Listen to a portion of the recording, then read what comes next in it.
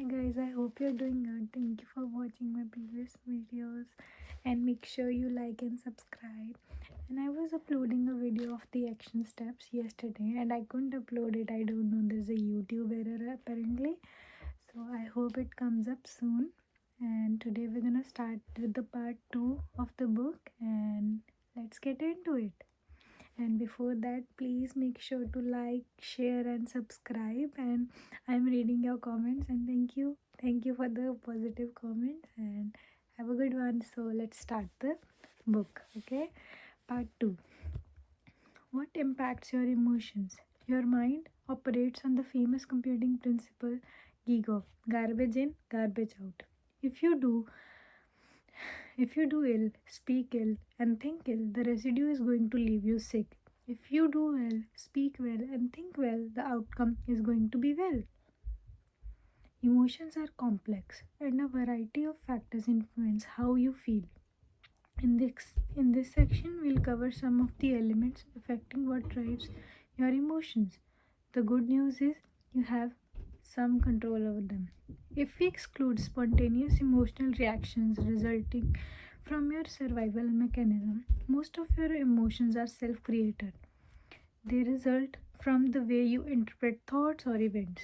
However, these aren't the only elements that affect your emotional state. Your body, your voice, the food you eat, and how much you sleep also play a determining role in the quality of your emotions and therefore quality of your life.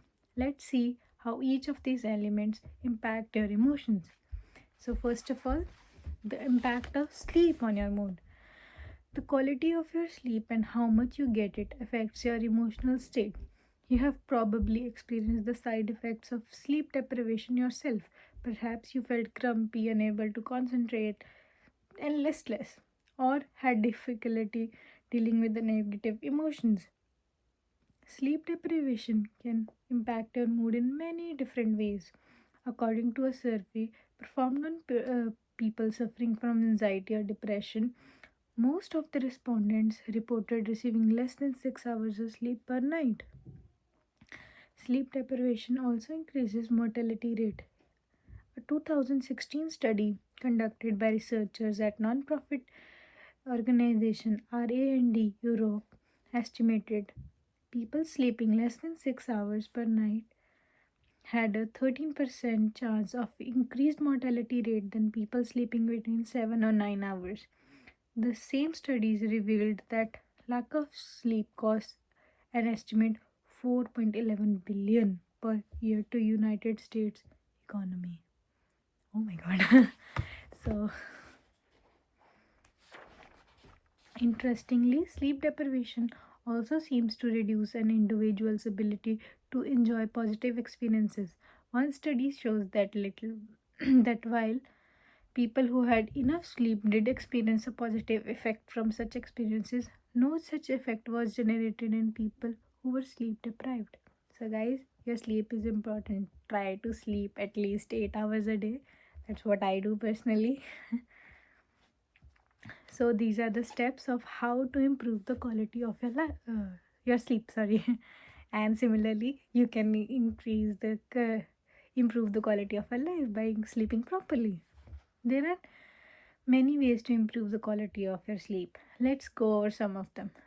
Make sure your bedroom is pitch black. Many studies have shown the darker the bedroom is, the better we sleep.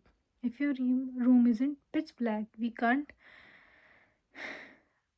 What can you do to make it darker? Maybe can you buy a sleeping mask or curtains that do a better job at blocking the daylight?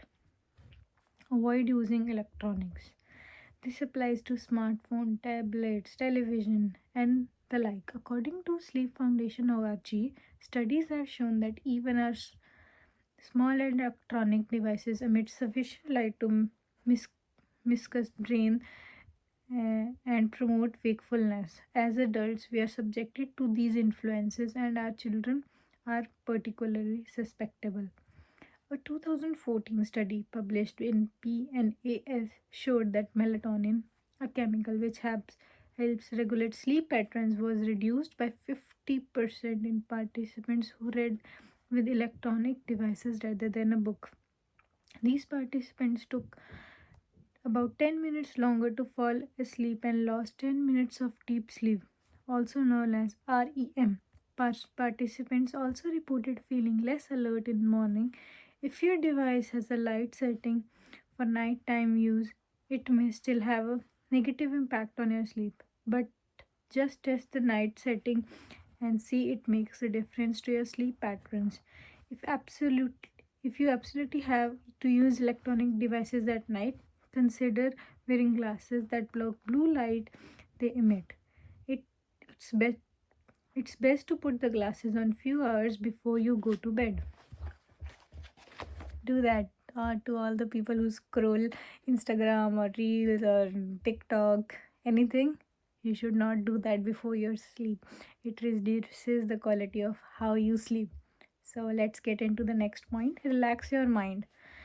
If you're like me, you may have all kinds of thought running through your head when it's time to fall asleep. I tend to get very excited about new ideas I have or things I want to do. As a result, I often feel as though there are so many things I could have completed during a day, and these feelings make it difficult for me to sleep. Aside from turning electronic devices before you bed, I found that listening soothing music really helps. Reading a physical book can also help me relax. Avoid drinking too much water within 2 hours of going to bed. This one is obvious but still worth mentioning. If you have to go to bathroom in the middle of the night, it's going to interrupt your sleep pattern. This of course will probably make you more tired the next day. So don't drink too much water before going to bed. Have an evening ritual. This alone will help you fall asleep more easily. It's best to try going to bed at same time every night, including weekends. If you go out If you like to go out during weekends and stay up late, this will present a challenge.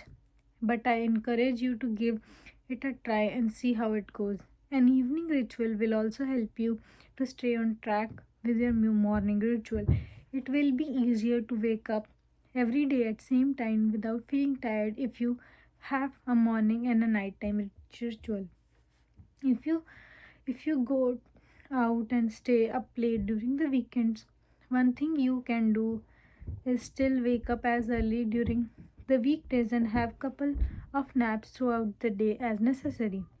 If you have difficulty sleeping as well, try implement some of the things mentioned above. The best advice I can give you is to keep trying different strategies until you figure out what works best for you. So I personally have a lot of sleeping disorders because of my breakup. I have been sleeping properly. I have been diminishing my sleep. One day I'm like sleeping for 10 hours, one day I'm sleeping for 6 hours. So I'm gonna try all of this and let you know what happens.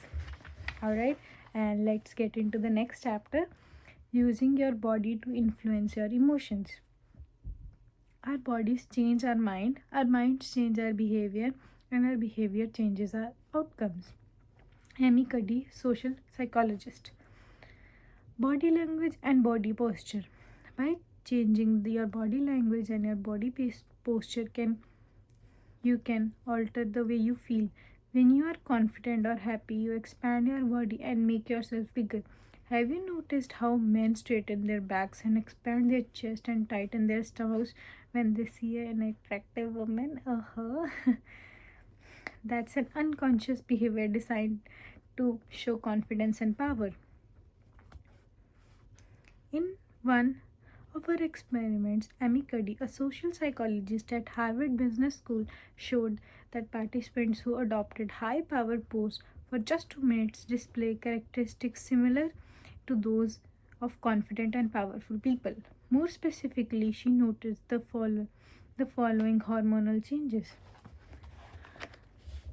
After adopting a high power pose for 2 minutes, testosterone increased by 25%, cholesterol decreased by 10%, and risk tolerance increased with 86% of participants choosing to partake in the game of chance. So, posture plays a vital role. You have to stay confident, alright?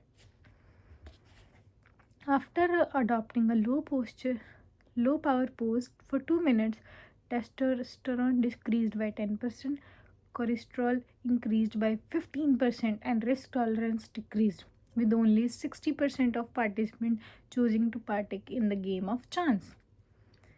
As you can see, you can actually change the way you feel merely by changing your body posture or your facial expressions. It is what some people call it fake it until you make it.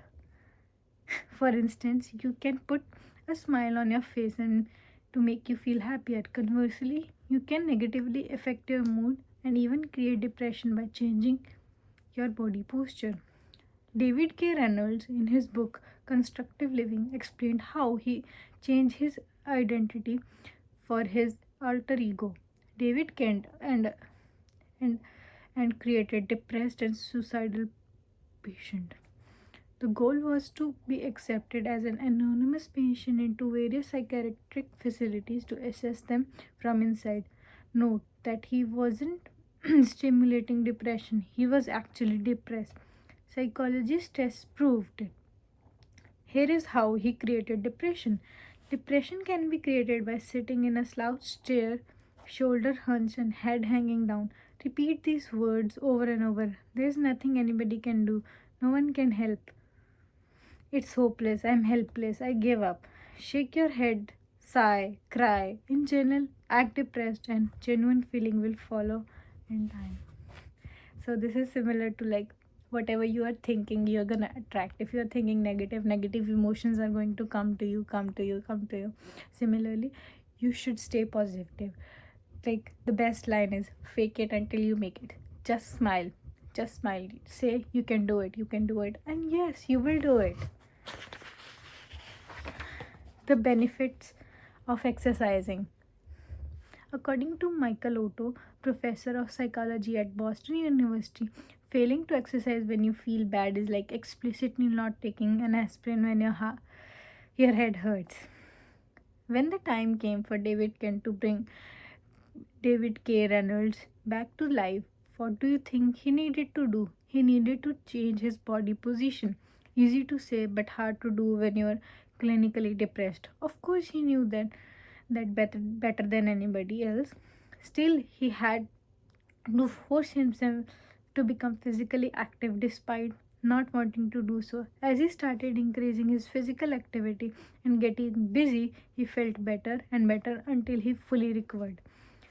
David Kent's story shows that regular exercising improves not only your physical well being but also your mood. Studies have shown that exercising can treat mild to moderate depression as effectively as antidepressants.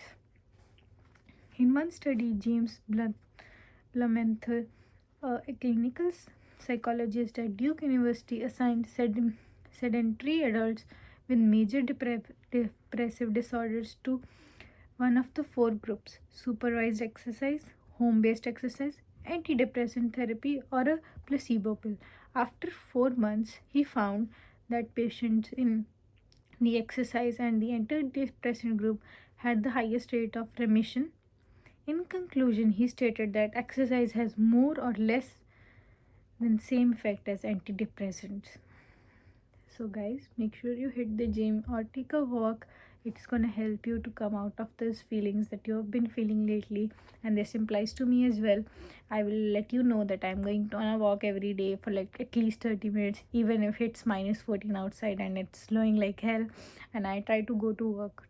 I walk to work. So that's second thing I'm trying to do to stay active. And let's get into it.